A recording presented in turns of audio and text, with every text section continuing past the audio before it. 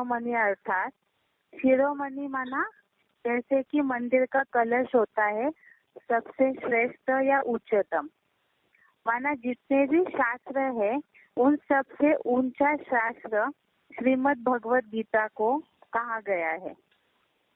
ये एक ऐसी विलक्षण रचना है जिसको ही भगवान उवाच की मान्यता प्राप्त है। जितने भी हिंदू धर्म के धर्मशास्त्र है उन सब की तुलना में श्रीमद् भगवत गीता ही भगवान की ओरिजिनल वास्तविक रचना मानी जाती है, जो महर्षि वेद व्यास द्वारा रचित है।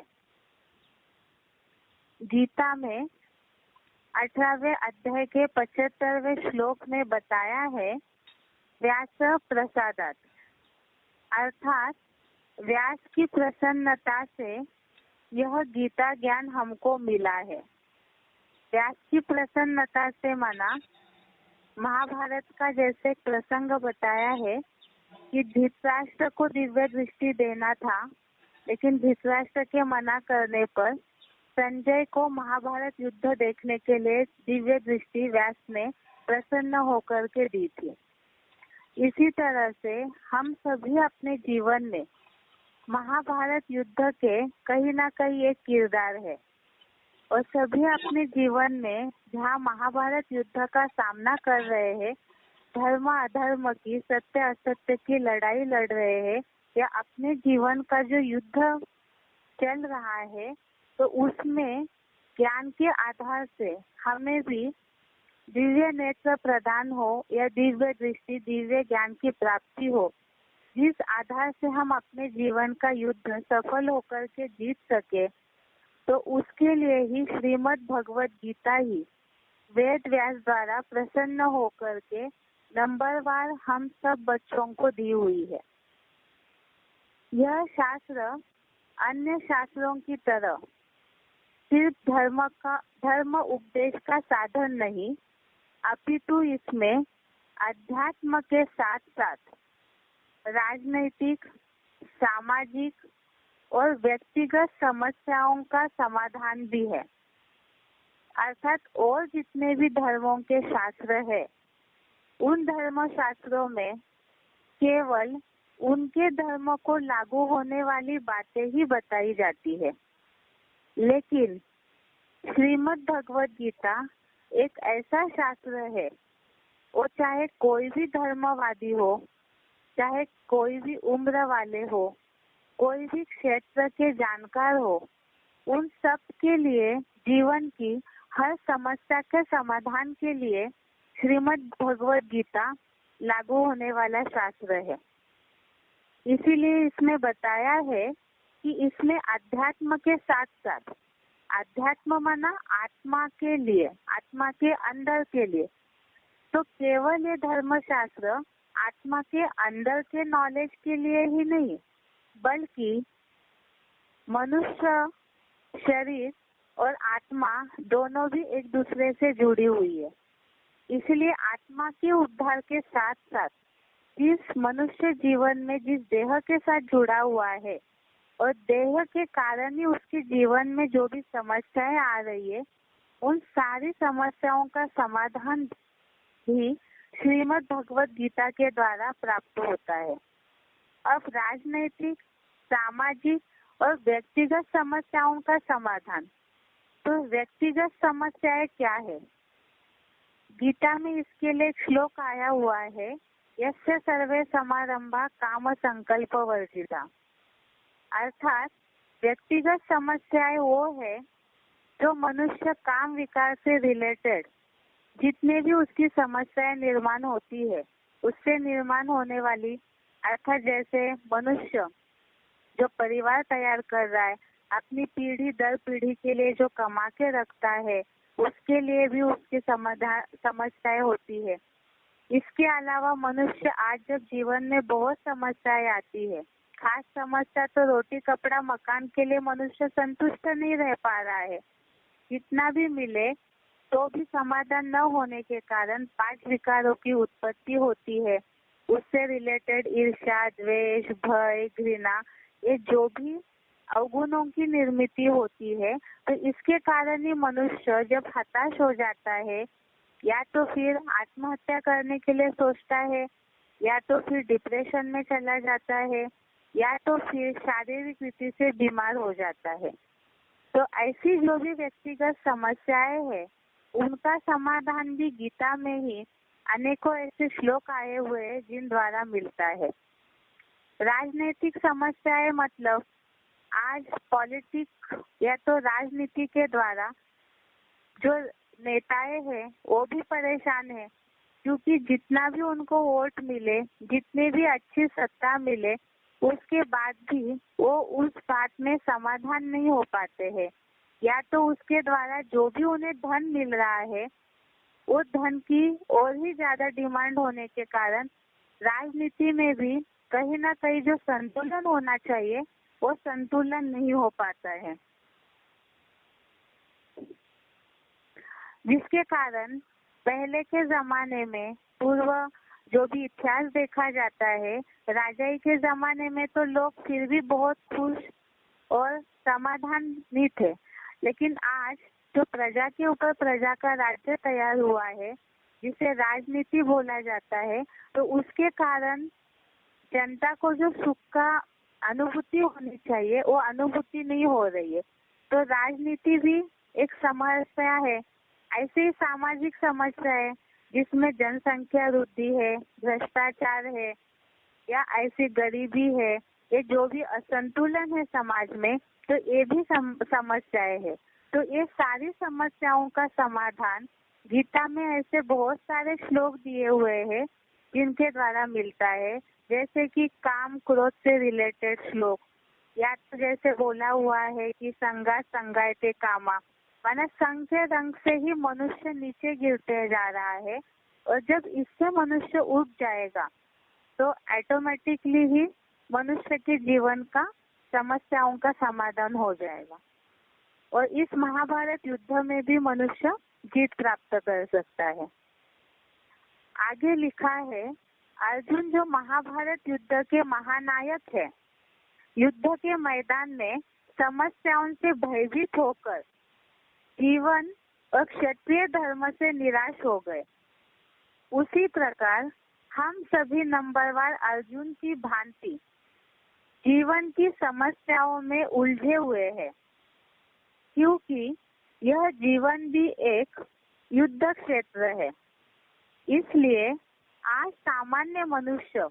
अपने जीवन की समस्याओं से उलझकर किम कर्तव्य विमूढ़ हो जाता है, अर्थात क्या करना चाहिए, क्या नहीं करना चाहिए,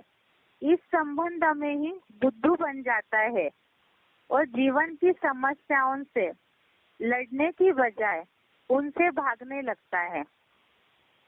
ये तो आज सारे लोग, समाज का जो वातावरण है या हमारे ही आसपास जो भी लोगों की दिनचर्या यापित हो रही है, उसमें मनुष्य समझ सकते हैं इन बातों को कि मनुष्य आज ज्यादातर ऐसे होता है कि स्थिर बुद्धि न होकर के जैसे ही छोटी मोटी समस्याएं जीवन में आ जाए तो उसमें हताश होकर के तुरंत ये सोचते हैं कि इन सब बातों से हम भागे या तो किनारा करें। अब भागने की बात यह है कि या तो स्थान चेंज करने के लिए सोचते हैं, या तो व्यक्तियों का जिन परिवेश में, जिन स्थिति परिस्थितियों में हम रह रहे हैं, तो उन सारी बातों से दूर भागने के लिए सोचते हैं। लेकिन गीता में तो एक शब्द आया हुआ है, स्थित प्रज्ञ,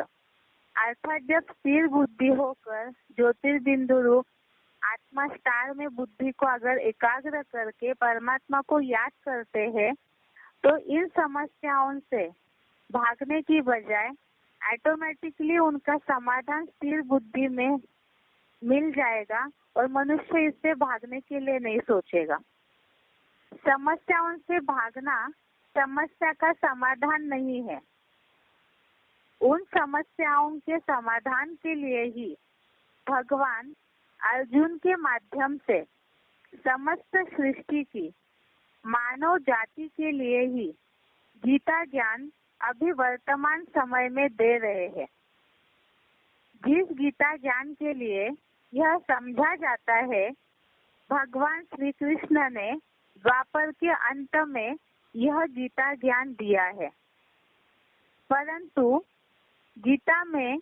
एक भी ऐसा श्लोक नहीं है जिसमें बताया हो कि गीता ज्ञान द्वापर में दिया है, जबकि गीता में 18वें अध्याय के 66वें श्लोक में बोला है, सर्वधर्मान परित्यज्य मामेकम शरणम व्रज। अर्थात मठ, पंथ, संप्रदाय आदि दैहिक दिखावे वाले सब धर्मों का परित्याग करके मुझ निराकारी स्टेज वाले शिव बाबा की शरण में जा। यहाँ जो बात आई है कि भगवान श्री कृष्ण ने द्वापर के अंत में यह गीता ज्ञान दिया है, तो बेसिक कोर्स के मुताबिक और एडवांस कोर्स के अनुसार हमें ये पता है कि द्वापर युग में श्री कृष्ण ने कोई अवतार लिया ही नहीं था। वास्तव में अगर द्वापर युग में भगवान का अवतरण हुआ होता तो फिर द्वापर के बाद कलयुग तो आना ही नहीं चाहिए, क्योंकि भगवान का जहाँ अवतरण होगा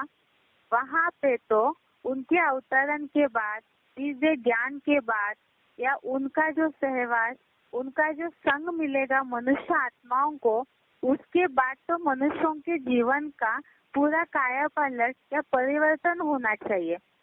लेकिन शास्त्रों में बताए हुए के अनुसार द्वापर युग के बाद तो कलयुग आता है और उसमें मनुष्यों का जीवन जो है वो परिवर्तन नहीं हुआ है। वास्तव में कलयुग में जहाँ सारे धर्म उपस्थित है तो वो सारे धर्मों के सामने भगवान का अवतरण होता है, और उन सब धर्मों में जहाँ मनुष्यों की बुद्धि उलझी हुई है, अटकी हुई है, तो उन सारे धर्मों का जब मनुष्य परित्याग करेंगे, उनको छोड़ देंगे, तो उसके बाद ही मनुष्यों का जीवन जो है वो सुधर सकता है, अर्थात स्वर्गीय स्वस्थिति की अनुभूति हो सकती है। यहाँ जो बात आई है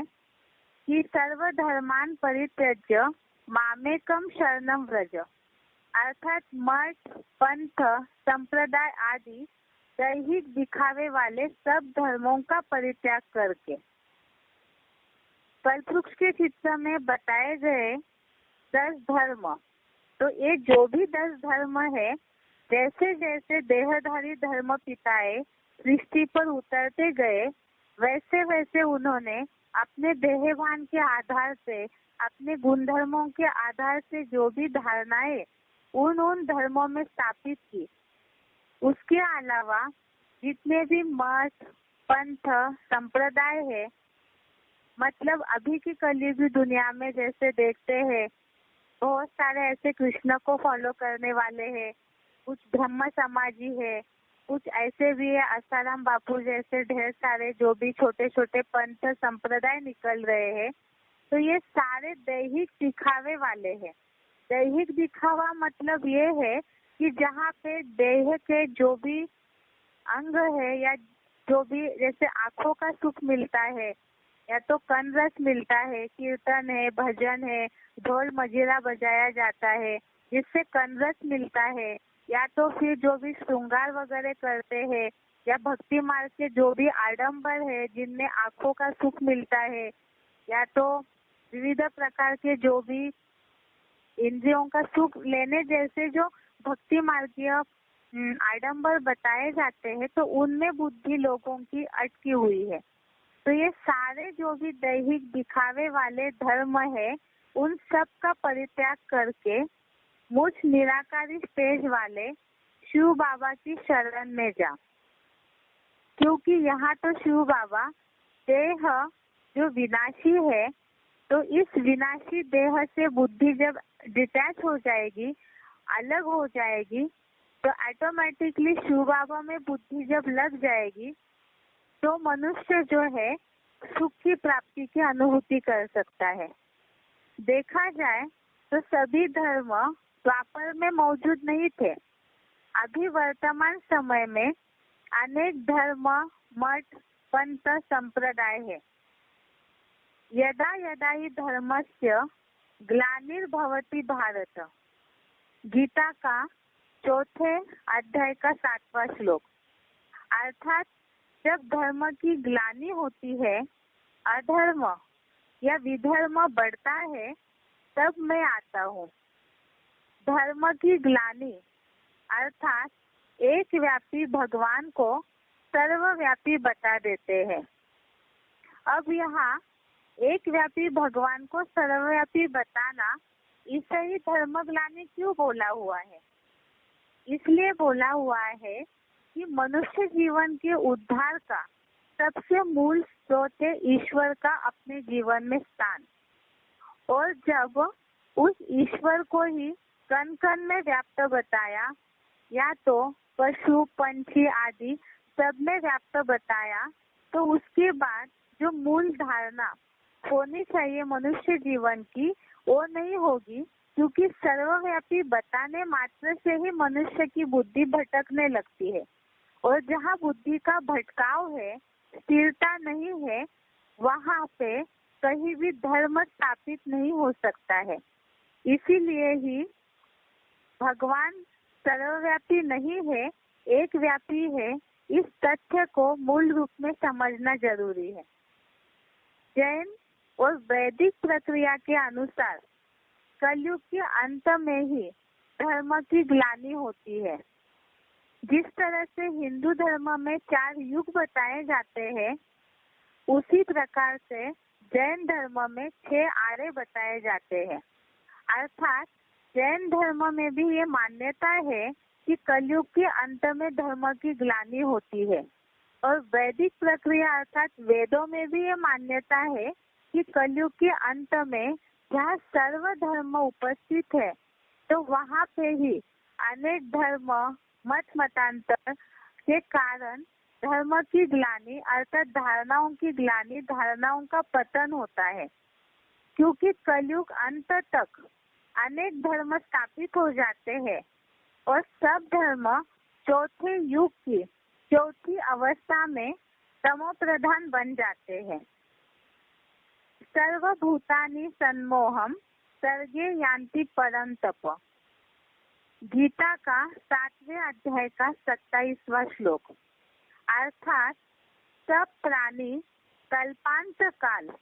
चतुर्युगांत में संपूर्ण मूर्खता को पहुंच जाते हैं।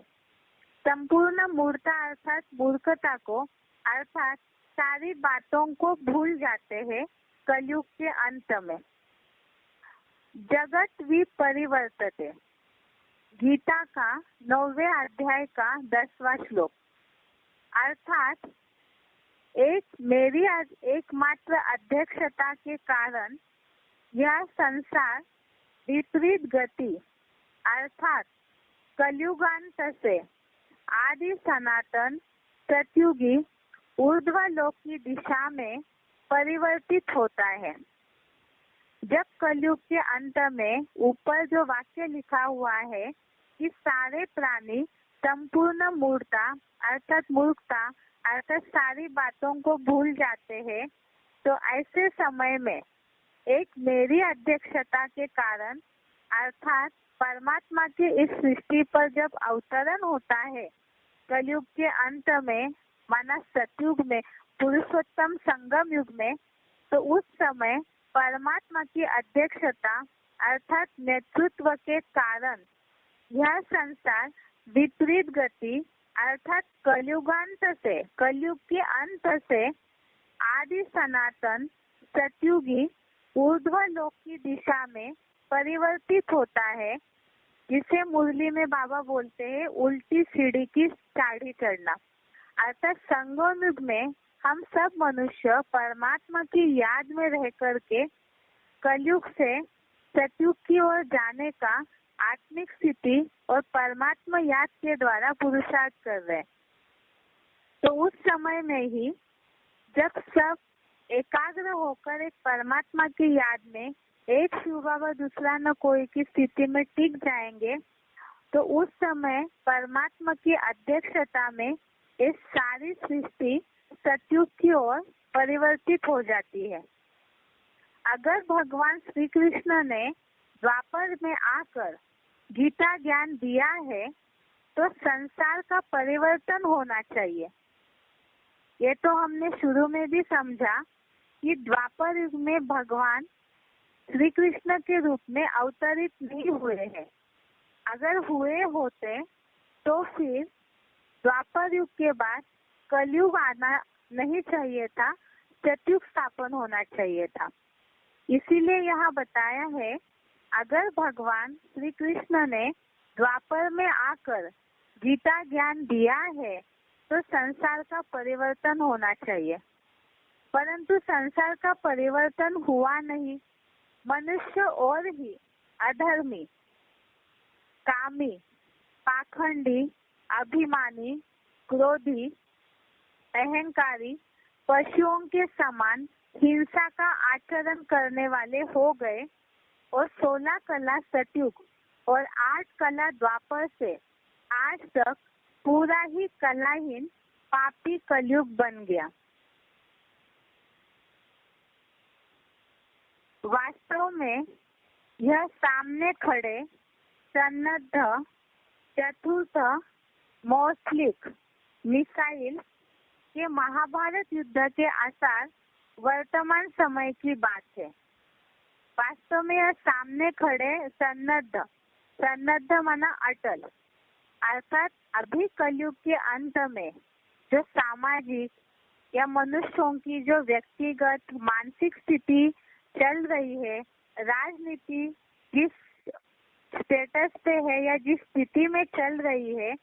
तो समाज का जो ये हाल है चल रहा है, विश्व अभी जिस स्तर से गुजर रहा है, जिस स्थिति परिस्थितियों से गुजर रहा है, इसका यही सार है कि महाभारत युद्ध जो है वो अटल है, जिसके लिए मुरली में भी बोला है कि महाभारत गृह युद्ध से हर एक आत्मा को प्रसारित होना ही पड़ेगा, क्योंकि महाभारत युद्ध से प्रसार हुए दिग्गज स्वर्ग स्थापना की जो राजाई की उपलब्धि है, वो प्राप्ति है सुख शांति के वर्षे की, वो वर्षे की प्राप्ति किसी भी पुरुषार्थी को प्राप्त नहीं हो सकती है। भगवान ने आकर कोई स्थूल हिंसा करना नहीं सिखाया। लड़ाई झगड़ा या मारामारी करना ये सर्वथा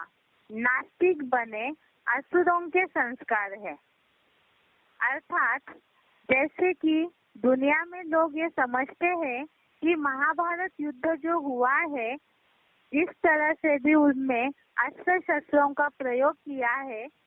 तो यही समझा जाता है कि वो कोई स्थूल युद्ध हुआ है। लेकिन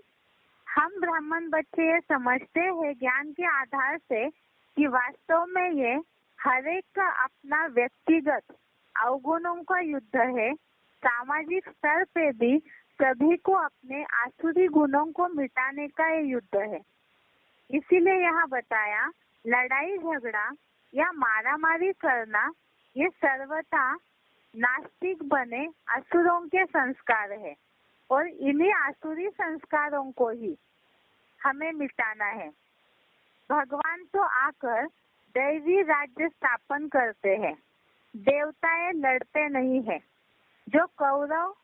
और पांडवों का युद्ध बताया है वो अभी मौजूद है, क्योंकि शास्त्रों में जो भी नाम है सभी काम के आधार पर है। जैसे अच्छे या बुरे काम किए हैं वैसे नाम पड़ गए हैं, क्योंकि दुनिया नाम को स्मरण करती है। जैसे राम नाम पड़ा है, रम्यते योगिनो यस्मिनि श्री राम, अर्थात योगी लोग जिसमें रमन करते हैं उसका नाम है राम। रमन करना अर्थात उनकी स्मृति में ही सदैव रहना। तो जो योगी लोग सदैव राम की स्मृति में रहते हैं उन्हें ही राम कहा है। ऐसे ही रावण रावयते लोकान इति रावण, अर्थात जो लोगों को रुलाता है वो रावण है। उसी प्रकार कौरव संप्रदाय, धृतराष्ट्र और उसके कुकर्मी पुत्र दुर्योधन, दुशासन जो सत्य धर्म के नाशक है, और उनको समर्थन देने वाले बड़े बड़े गुरु द्रोणाचार्य, भीष्म पितामह जैसे सन्यासी है, जो आज भी धर्म के विपरीत सत्य का सर्वदा विरोध करने वाले हैं। ये तो महाभारत युद्ध में हम सभी ने देखा है कि दुर्योधन या दुशासन जिस तरह से श्रीमत के बरखिलाफ कार्य कर रहे थे, आसुरीपना दिखा रहे थे, तो भीष्म द्रोणाचार्य जैसे विद्वान पंडित भी मजबूर होकर के ही अधर्म का साथ दे रहे थे और सत्य का विरोध कर रहे थे। अर्थात पांडवों को भीष्म द्रोणाचार्य जैसे गुरुओं ने, सन्यासियों ने ज्ञानी होने पर भी सहयोग नहीं दिया। जबकि सत्य धर्म के स्थापक बेहद के पंडा शिव सुप्रीम सोल, पांडु बाप के पांडव बच्चे युधिष्ठिर, अर्जुन आदि भी मौजूद है, जो साक्षात भगवान का आश्रय लेने वाले हैं। यह कोई एक व्यक्तित्व की बात नहीं है, अपितु ऐसे आचरण करने वाले नंबरवार मनुष्यों की बात है। तो एडवांस नॉलेज के मुताबिक हम ये समझ रहे हैं कि जिन्होंने भी ईश्वर के साकार पाठ को समझा है,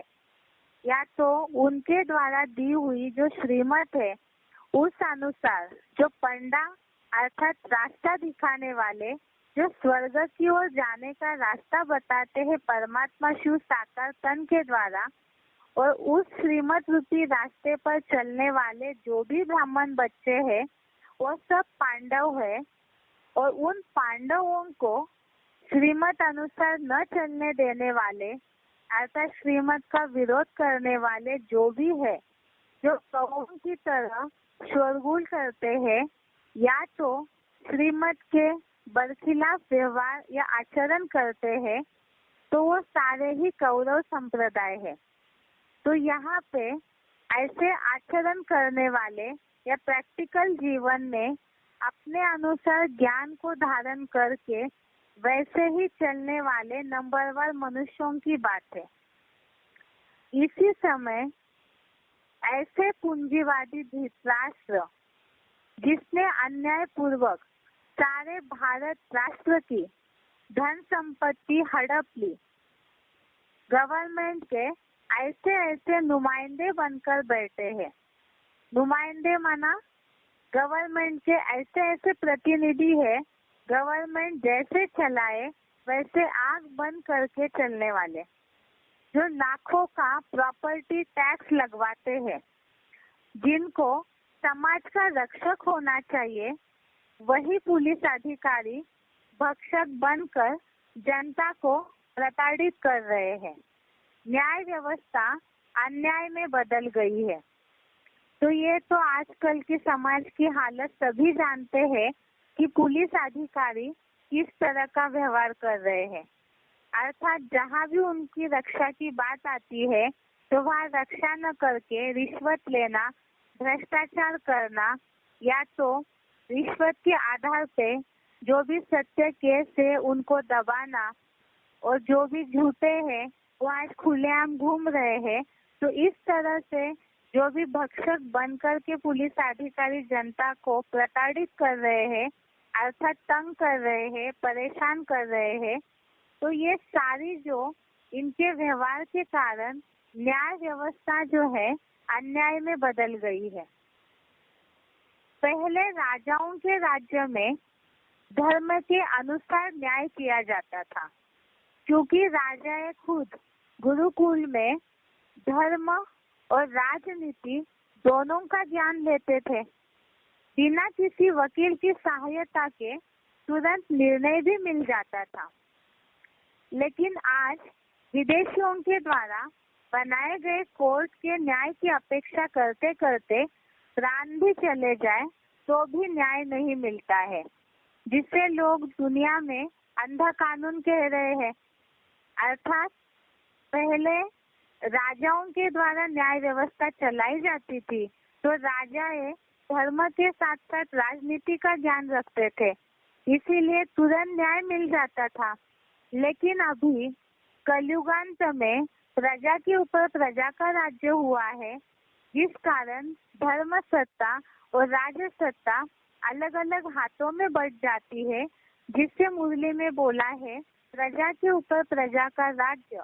या धर्म सत्ता और राज सत्ता अलग अलग हाथों में बट गई है, तो ये अनलॉफुल अनराइटियस राज्य है, माना बेकायदे राज्य है, जहाँ पे धर्म में और राजनीति दोनों में ही ताकत नहीं होती है। तो जिसके कारण जिस तरह से गरीब जनता को न्याय मिलना चाहिए वो न्याय मिल नहीं पा रहा है। और जैसे ब्रिटिश या तो अंग्रेज गवर्नमेंट के द्वारा जब से कोर्ट खुले हैं, तो उनमें तो धारणाएं या धर्म का ज्ञान ही नहीं है, जिस कारण से वर्षों बीत जाते हैं लेकिन मनुष्यों को या जनता को न्याय नहीं मिल पाता है। इसलिए आज सच्चे लोग जेल में पड़े हैं और अपराधी जेलों में भी जेलर्स आदि के ऊपर गद्दी नशीन बनकर बैठे हैं। जैसे दुष्ट युद्ध करने वाले दुर्योधन दुशासन अबलाओं पर बाहुबल चलाते हैं,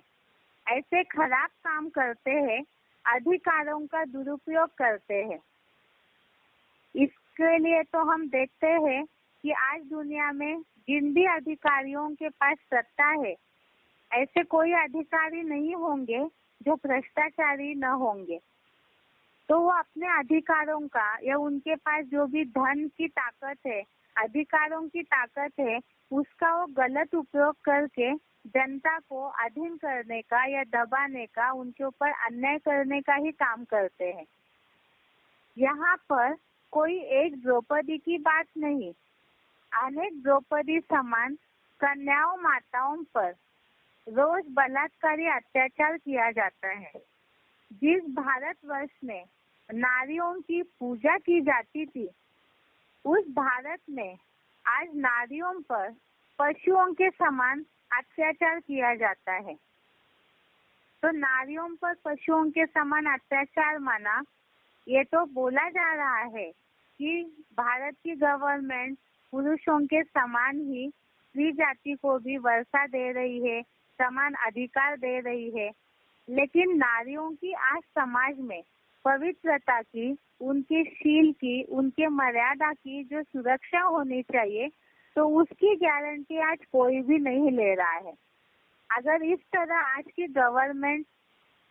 उनकी गारंटी लेती, तो फिर आज समाज का जो वातावरण दिखाई दे रहा है, नारियां जो आज भी अबला बनी पड़ी है, उनको जो अत्याचार सहना पड़ रहा है, वो सहना नहीं पड़ता यदि नारियों को या स्त्री जाति को समान अधिकार मिलता। तो हिजड़ाई कानून की कोई रोकथाम नहीं है। हिजड़ाई कानून अर्थात हिजड़ा मना जिसे नपुंसक बोला गया है। तो यहाँ गवर्नमेंट को या जो भी न्याय व्यवस्था या जो भी गवर्नमेंट की व्यवस्था बनाई हुई है, इसे नपुंसक अर्थात निष्काम मना कमजोर बोला गया है। ये इसलिए बोला हुआ है, जैसे कि महाभारत में दिखाया, धृतराष्ट्र, द्रोणाचार्य या भीष्म पितामह जितने भी बड़े बड़े अधिकारी सभा में बैठे हुए थे, जो द्रौपदी का वस्त्रहरण होते समय भी वो सारे ही शांत थे, जबकि उनके हाथ में सत्ता थी, तो अपनी सत्ता का, अपने अधिकारों का उपयोग करके वो द्रौपदी के ऊपर जो अन्याय अत्याचार हो रहा था उसे रोक सकते थे। ठीक इसी प्रकार आज के कलयुगी समाज में गवर्नमेंट के हाथों में पुलिस या शासन है, बड़े बड़े अधिकारी उनके कंट्रोल में है, उसके बावजूद भी नारियों के ऊपर जितने भी अत्याचार हो रहे हैं, आज जितने भी न्यूज़पेपर, मीडिया के समाचार पत्र भरे हुए हैं, लेकिन फिर भी गवर्नमेंट उन सारे अत्याचारों के खिलाफ ना ही कोई एक्शन ले पा रही है समर्थ होकर के, ना ही इस अत्याचार को पूरी रीति से समूल नाश कर पा रही है। इसीलिए बोला हुआ है, हिजड़ी या कानून की कोई रोकथाम नहीं है, अर्थात उसे कोई भी कंट्रोल नहीं कर पा रहा है। भ्रष्ट इंद्रियों का दुराचरण करने वाली गवर्नमेंट को सहयोग देने वाले और बदले में मान मर्तबा लेने वाले द्रोणाचार्य और भीष्म पितामह जैसे बड़े बड़े वेतन भोगी विद्वान और सन्यासी भी है जो अपने को शिवोम कहते हैं, जबकि वास्तविक गॉड इज वन, अर्थात असली भगवान सदाशिव ज्योति से बेमुख करा देते हैं। द्रोणाचार्य भीष्म पितामह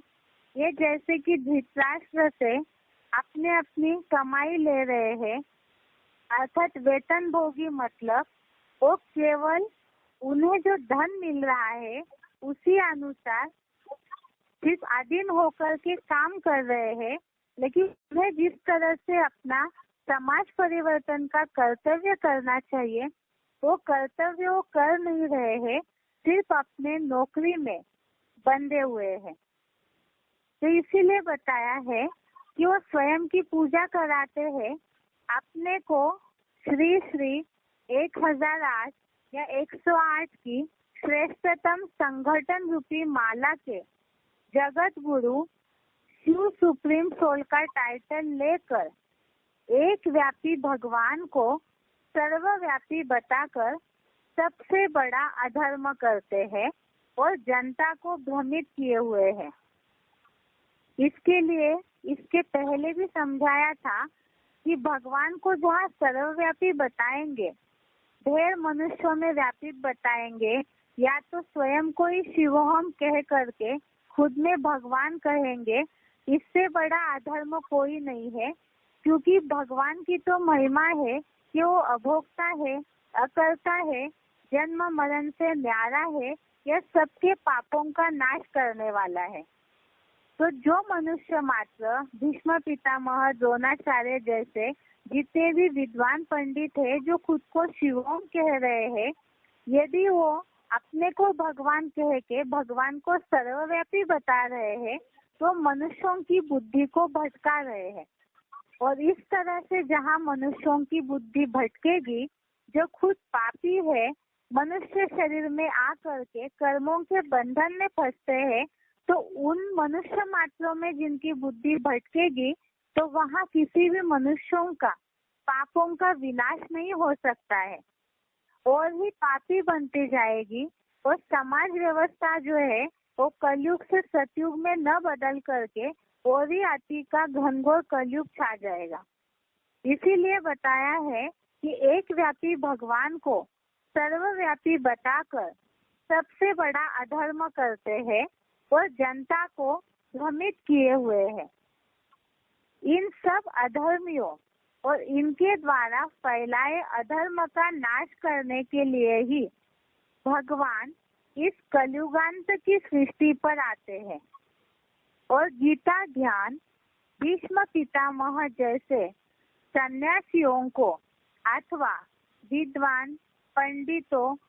द्रोण, कृपाचार्यों जैसे वेतन भोगियों को नहीं, बल्कि अर्जुन जैसे गृहस्थियों को देते हैं। यहाँ जो बताया है कि हमने गीता में भी देखा कि जहाँ युद्ध भूमि में एक तरफ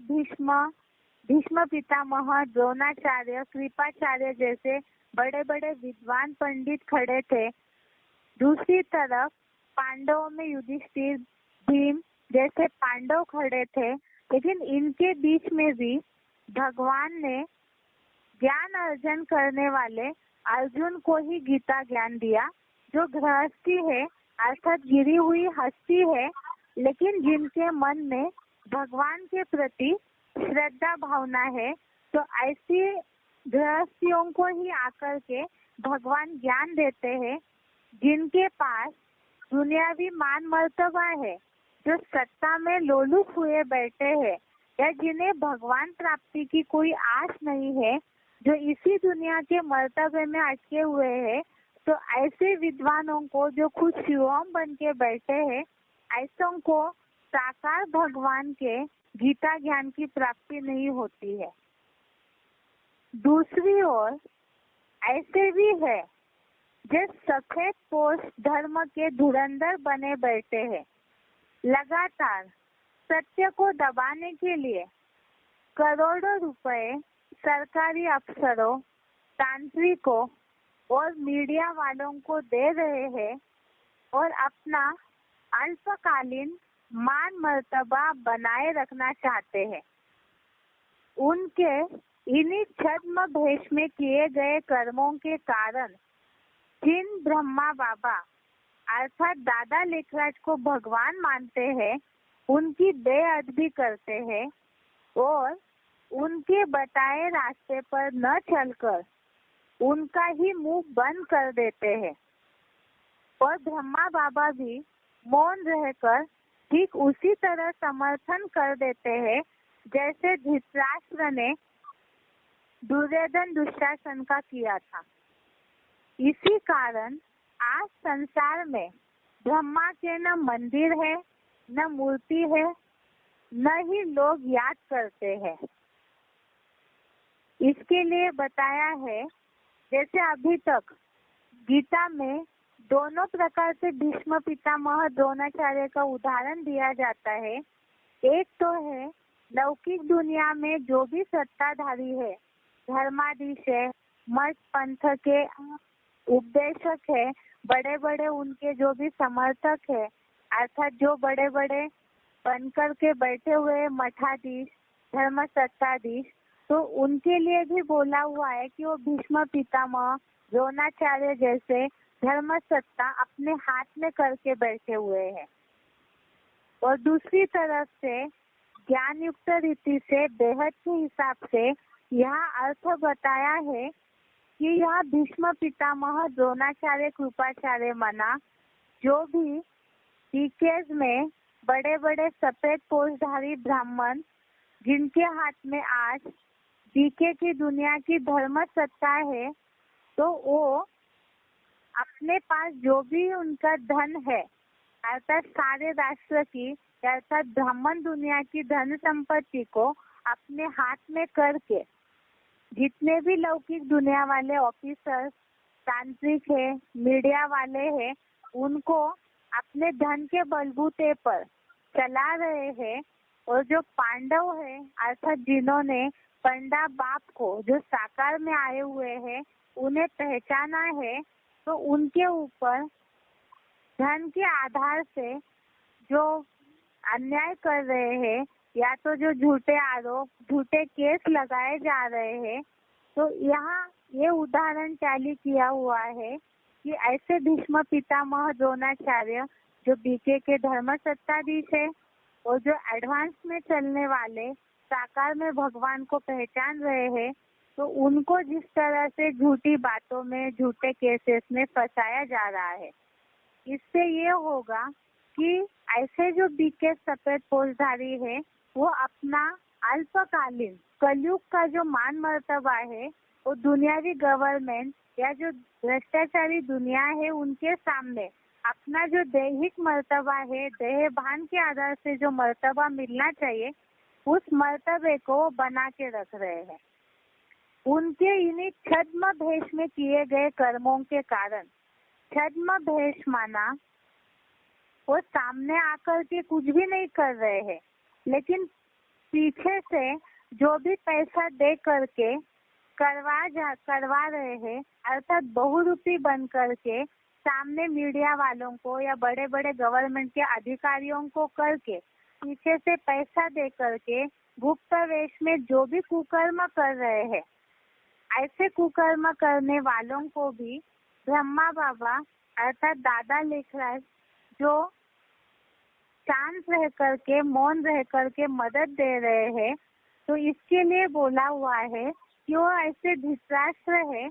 जो कि दुर्योधन दुशासन को समर्थन दे रहे। इसी कारण आज संसार में ब्रह्मा के न मंदिर है, न मूर्ति है, न ही लोग उन्हें याद करते हैं। इन्हीं कौरव संप्रदाय का मुकाबला 5 उंगलियों पर गिनने योग्य मुट्ठी भर पांडव आज भारत में प्रैक्टिकली प्रत्यक्ष रूप से कर रहे हैं। जिस आध्यात्मिक विश्वविद्यालय के सक्रिय सहयोगियों को समाप्त करने के लिए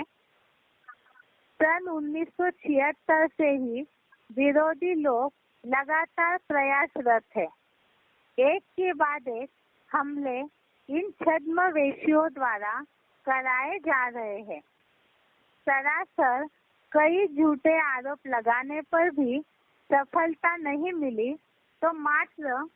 लाख रुपयों से बने आध्यात्मिक विश्वविद्यालय कंपिला यूपी के लाखा भवन ने सारी पब्लिक के बीच जैसे आग ही लगवा दी। ऐसे ही आध्यात्मिक विश्वविद्यालय दिल्ली में रह रही 200-250 कन्याओं माताओं के निवास स्थान को दिल्ली नगर निगमों वालों के द्वारा 2-2 बार छुड़वाया गया ताकि वो सभी बेघर हो जाए और भाग जाए। अर्थात यहाँ जो उदाहरण बताया हुआ है, जो शुरू में बताया कि बीकेएस में ब्रह्मा कुमारीज में जो भी चलने वाले सफेद पोषधारी ब्राह्मण है, जो कौरव संप्रदाय की तरह सारी धन संपत्ति अपने मुट्ठी में करके साकार में आए हुए भगवान को पहचानने वाले जो एडवांस ब्राह्मण रूपी पांडव है, पंडा के पुत्र, तो उन पांडवों को अर्थात ईश्वर, साकार ईश्वर के सहयोगियों को समाप्त करने के लिए 1976 से ही विरोधी बनकर के लगातार प्रयास कर रहे हैं। जैसे इसके लिए बताया कि लाख रुपए से बने हुए आध्यात्मिक विद्यालय कंपिला के लाखा भवन में सारी पब्लिक के बीच जैसे कि आग ही लगवा दी। तो सन 1998 में जो भी आरोप लगाए गए या झूठी केसेस, बिजली चोरी का आरोप या तो बलात्कार के जो भी केसेस लगवा करके पब्लिक के बीच में ग्लानि की जो आग लगवा दी, उसके अलावा अभी जो 2017-18 में विजय विहार में जो भी केसेस लगवाए गए, तो इसके कारण गवर्नमेंट भड़क करके या गवर्नमेंट के जो अधिकारी है उन्होंने भी भड़क करके जो विजय विहार का जो आश्रम है उसे तुड़वाया, जो कि कन्याएं माताएं बेघर होकर के भाग जाए। ऐसे जो भी अत्याचार किए, ऐसे ही आईडी प्रूफ या एज प्रूफ दिखाने के बावजूद भी 48 बालिग कन्याओं को सरकारी नुमाइंदों में मीडिया द्वारा भी नाबालिग घोषित करा के सरकारी तबकों द्वारा ही 4 माह तक भी किडनैप करा के बंधक बना लिया गया। अर्थात जिन कन्याओं को मिंडा बालग्राम में नाबालिग घोषित करके जबरियन बांध करके रखा गया था, ऐसे अनेकों अपराध किए जिनको भारतीय प्रजातंत्र के कानून का जामा पहनाया गया है। जामा पहनाया गया माना ऐसे गुप्त में ऐसा पहनावा पहनाया गया, ऐसा तो डुप्लीकेट बन करके बैठे हुए हैं। फिर भी आध्यात्मिक विद्यालय, आध्यात्मिक परिवार युधिष्ठिर जैसा युद्ध में आदि से अंत तक स्थिर रहा है। वो छोड़कर भागा नहीं, क्योंकि कहावत है, जाको राखे साइया बार सके न कोई, बार न बाका कर सके जो जग वैरी हो। जिसके लिए गीता में बताया गया है, नासतो विद्यते भावो ना भावो विद्यते सतः, दूसरे अध्याय का 16वां श्लोक। अर्थात जिसकी स्वयं परमात्मा रक्षा कर सकते हैं, तो उनका कोई भी बाल बाका नहीं कर सकता है। जिसके लिए शास्त्रों में भक्त प्रहलाद का उदाहरण दिया गया है कि उन्हें भले ही पहाड़ से नीचे गिराया असुरों ने या जो भी उनके साथ आतंक किया, तो भी नरसिंह रूप धारण करके भगवान ने भक्त प्रहलाद की रक्षा की। इसी तरह से जो सत्य है उसका कभी भी इस दुनिया में अभाव नहीं होता है। अच्छा, ओम शांति।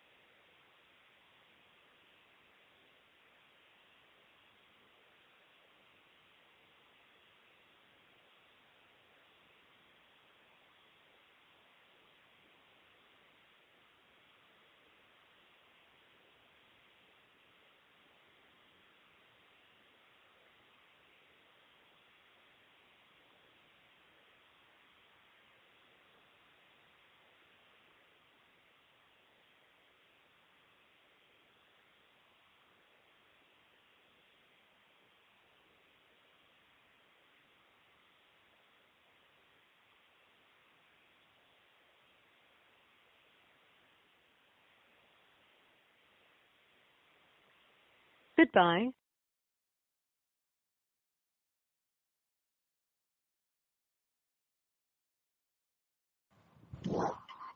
हेलो।